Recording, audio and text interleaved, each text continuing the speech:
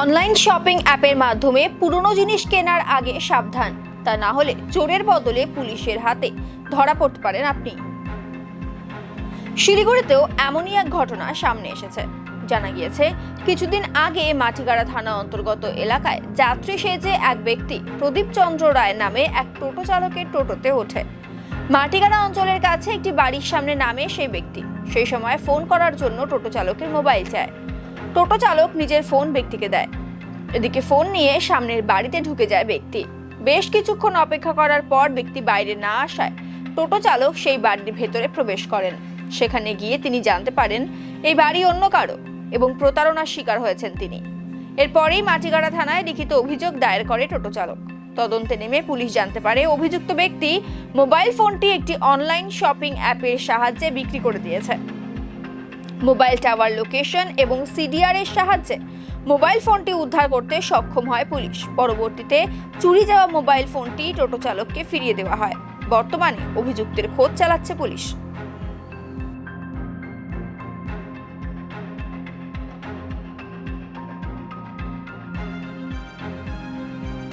ঘটনা আমার সাথে, আমি টোটো চালাই।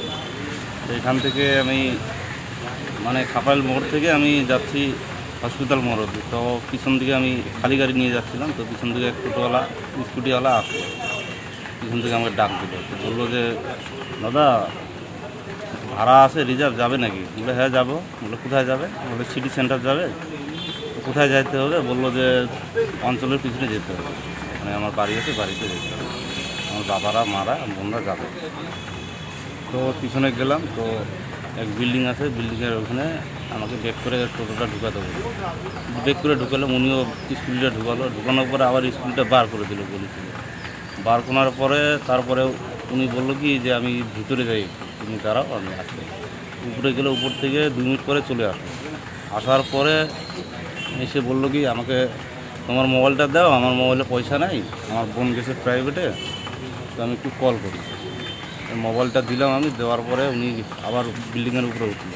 ওঠার পরে 2 মিনিট পরে এসে বললো যে আমার বোন তো প্রাইভেটে গেছে, তো আমার মা তোমার মোবাইল দিয়ে কথা বলতেছে, তো ওরা আমার বোন আসবে যখন, তখন আমার মারা রেডি হয়ে আসবে, তখন তোমাকে মোবাইলটা দিয়ে যাবে, আমার কাজ আছে, আমি চলে যাবো।